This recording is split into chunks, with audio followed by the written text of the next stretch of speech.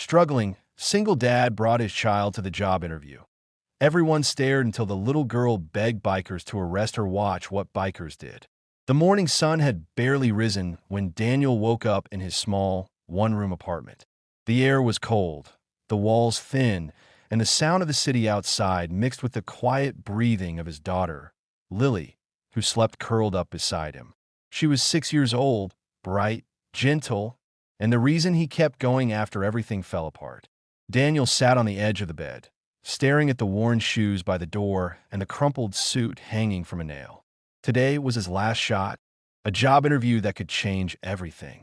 Rent was overdue, food was running out, and if he didn't get this position, they'd have nowhere to go. He brushed Lily's hair softly. "Wake up, sunshine," he whispered. "Daddy's got an important day today." Lily rubbed her sleepy eyes and smiled. "Can I come too, Daddy?" Daniel hesitated. The babysitter had canceled again, and he couldn't afford another. He sighed and nodded. "All right, but you have to be my quiet little helper, okay?" An hour later, Daniel stood in front of the tall glass building, holding a folder with his resume in one hand and Lily's small fingers in the other. She looked up in awe at the skyscraper, her pink jacket bright against the gray morning. "Daddy, is this where rich people work?" she asked. He smiled faintly. "Maybe one day, sweetheart, we'll work here too." Inside the lobby, people turned to stare. A man in a cheap suit and a little girl holding a worn-out doll. It wasn't a sight that belonged in such a place. Some of the other applicants whispered, some snickered.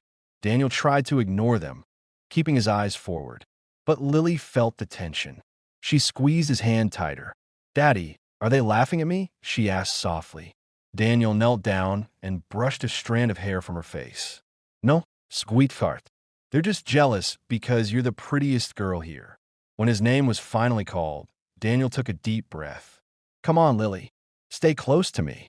They entered the room where the interview panel sat, a group of executives led by a stern-looking woman in a dark blazer. She glanced up, clearly surprised to see a child. One of the interviewers whispered, "Is this a joke?" Daniel's heart pounded. "I'm so sorry," he began. "My babysitter canceled last minute, and I couldn't leave her alone. Please, I just need a chance to show I can do this job." The woman sighed, exchanging glances with the others. "Mr. Hayes, this is highly unprofessional." Before she could finish, Lily climbed off her chair and tugged at Daniel's sleeve. "Daddy, it's okay. We can go home. You don't need their job. You're already the best." The room fell silent. Daniel's throat tightened. He wanted to speak, but his emotions caught in his chest. The CEO, watching closely, noticed the quiet sincerity in the little girl's words. Something in her expression softened. "Mr. Hayes," she finally said, "let's proceed." The interview went on, and Daniel spoke with passion about his past work, his commitment, his willingness to do anything to provide for his daughter. By the end, the CEO smiled faintly. "Thank you for your honesty, Mr. Hayes.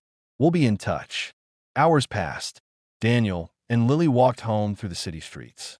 He didn't have money for the bus, so they walked along the sidewalk hand in hand. The sun dipped low, and the shadows grew long. Daniel's heart was heavy. He didn't think he'd gotten the job, but he tried to stay strong for Lily, humming softly as they walked. Then, as they turned a corner, a loud roar of engines filled the street.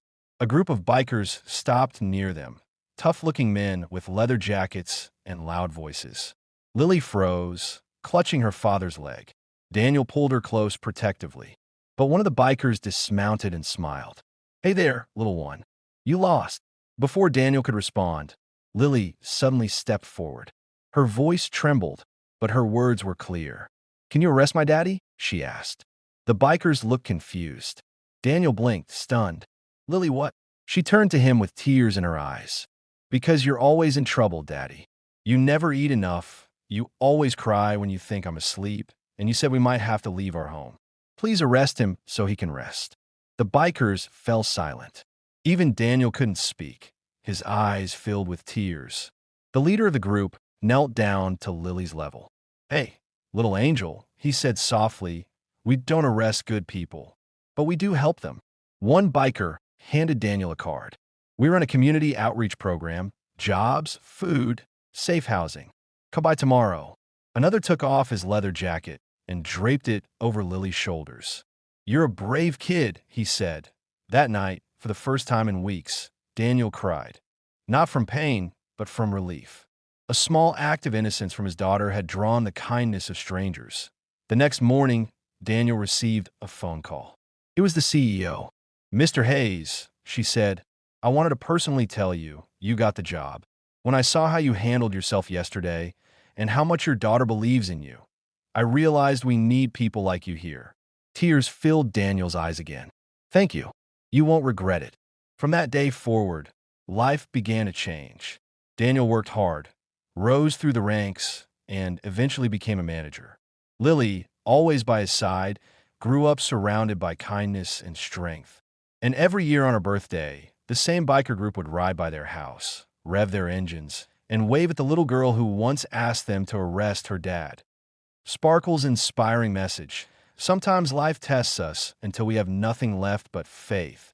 And even then, that faith can move mountains. Love, innocence, and kindness can appear in the most unexpected ways. One small act of courage can turn despair into hope and strangers into saviors.